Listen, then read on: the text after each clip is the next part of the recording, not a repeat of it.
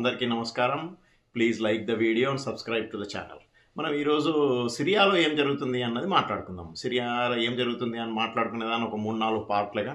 సిరియాకు పక్కనున్న neighbouring countries ఏంటి, Syria leadership plus ప్రపంచంలో ఉన్న వేరే కంట్రీస్, వాళ్ళ నేబరింగ్ కంట్రీస్ లీడర్స్ ఎవరికి యాక్చువల్గా సిరియాలో ఇంట్రెస్ట్ ఉంది, కొద్దిగా సిరియా హిస్టరీ, అసలు ఏం జరిగింది, ఈరోజు కాన్ఫ్లిక్ట్కి ఏంటి కారణం, నెక్స్ట్ అసలు ఒక 1 year 2 years 10 yearsలో వచ్చే 2 వారాలలో World War II అన్నది ఏమన్నా సిరియాకి రిలేషన్ ఉందా అన్నది మాట్లాడుకుందాం.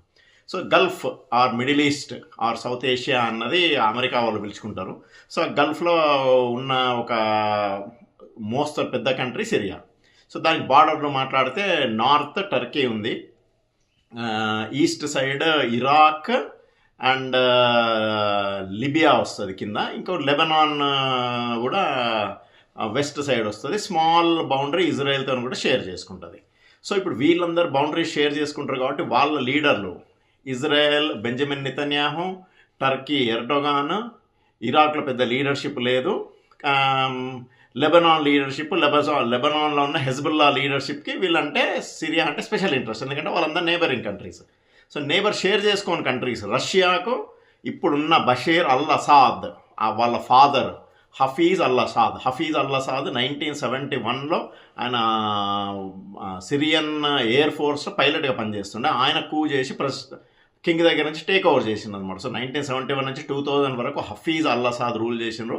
ఇప్పుడు ప్రజెంట్ వాళ్ళ కొడుకు ఎవరైతే పారిపోయి మాస్కోలో ఉన్నారో బషీర్ అల్ అసాద్ రూల్ చేసినారు 24 years. సో ఇజ్రాయెల్ బెంజమిన్ నెతన్యాహుకు ఇంట్రెస్ట్ ఉంది, సిరియా ఎర్డోగాన్కి ఇంట్రెస్ట్ ఉంది, రష్యా పుటిన్కి ఇంట్రెస్ట్ ఉంది, ప్రస్తుతం ఉన్న బైడెన్ అమెరికా ప్రెసిడెంట్, ఇప్పుడు నెక్స్ట్ ఇంకొక 3 వారాలు కాబోతున్న ట్రంప్కి కూడా స్పెషల్ ఇంట్రెస్ట్ ఉంది. అందరికంటే స్పెషల్ ఇంట్రెస్ట్ ఇరాన్ అయతుల్లా ఖుమేనీకి ఉంది, ఎందుకంటే ఇది ఒక చిన్న యాక్సిస్ అనమాట. మనం ఇది తెలుసుకునే వరకు సిరియాలో ఏం జరుగుతుంది దానికి సొల్యూషన్ తెలుసుకోలేము. So Iran leader Hezbollah, Ayatollah Khamenei, Hamas, వీళ్ళందరూ ఒక గ్రూప్ అనమాట. సో వీళ్ళకి అగెయినెస్ట్గా ఉన్న group America, NATO, Israel, Turkey. So ఈ ఇరాన్ అన్న గ్రూప్కి రష్యా బషీర్ అల్ అసాద్కి సపోర్ట్ చేస్తుంది అనమాట. సో ఇక్కడ సిరియాలో ఎవరో ప్రపంచంలో ఉన్న లీడర్లందరికీ నేషన్లకు ఇంట్రెస్ట్ అనమాట. స్పెషల్గా ఇక్కడ ఏంటి అంటే పెద్ద ఆయిల్ రిసోర్స్ ఉందా అంటే ఆయిల్ రిసోర్స్ కూడా లేదు, కానీ న్యాచురల్ గ్యాస్ రిసోర్స్ రిచ్ అనమాట. సో సిరియాను ఒక 3 పార్ట్గా డివైడ్ చేసింది యాక్చువల్గా. బషీర్ అల్ అసాద్ వాళ్ళ ఫాదర్ ఒక 50-60 years నుంచి దాంట్లో కంట్రోల్ ఉన్న only south of Syria 80-70% south of సిరియాని మాత్రమే కంట్రోల్ చేస్తారు. నార్త్ ఈస్ట్ ఆఫ్ సిరియాని వేరే, నార్త్ వెస్ట్ ఆఫ్ సిరియాని వేరే, ఒక 10 టెర్రరిస్ట్ గ్రూపులు సపోర్టెడ్ బై వేరియస్ ఆర్గనైజేషన్లు కంట్రోల్ చేస్తాయి అన్నమాట. నార్త్ ఆఫ్ ఈస్ట్ని మెయిన్లీ టర్కీకి సంబంధించిన గ్రూపు. టర్కీ ఏమో ఎప్పుడో ఒకసారి సిరియాని మనం కైవశం చేసుకోవాలా అన్నది.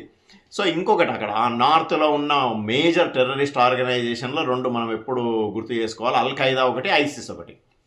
ఐసిస్ అన్నది మనం ఫుల్ ఫామ్ తెలుసుకుంటే యాక్చువల్గా ఇప్పుడున్న ఇరాన్లో ప్రాబ్లం ఏంది అని తెలిసిపోతుంది అనమాట. ISIS is Islamic State of Iraq and Syria. ఇరాక్ని సిరియాను కలిపి ఒక ఇస్లామిక్ నేషన్ అంటే క్యాలిఫైట్ తయారు చేయాలా అన్నది. ఎందుకంటే ముస్లింల ఎప్పుడు నేషనాలిటీ అన్నది లేదు, Muslims all over the world are only one as in a nation, that is called caliphate అనమాట. సో లాస్ట్గా సిరియా, ఇరాక్, టర్కీని ఆ ఏరియానన్నిటిని కంట్రోల్ చేసింది ఒట్టమన్ ఎంపైర్ అనమాట. సో ఇప్పుడు టర్కీకి ఒట్టమన్ ఎంపైర్ రీఎస్టాబ్లిష్ చేయాలన్నది ఒక కోరిక, ఐసిస్కి ఏమో క్యాలిఫైట్ చేయాలన్నది ఒక కోరిక, అమెరికానేమో రిసోర్సెస్ కంట్రోల్ చేయాలని, మాస్కో ఆర్ పుటిన్కేమో మెడిటరేనియన్ సీకి యాక్సెస్ లేకుంటే Russia will be completely out of see roots అనమాట. సో వాళ్ళు ఇది చేయాలా అని. సో ఫైనల్గా మొన్న ఏం జరిగింది అంటే బషీర్ అల్ అసాద్ 24 years పవర్లో ఉన్నాక ఇప్పుడు ఆయనకు మాస్కోలో శరణం ఇచ్చిండ్రు. సో వేరే ఏ ఆర్గనైజేషన్ కంట్రోల్ ఉంది అని తెలియదు.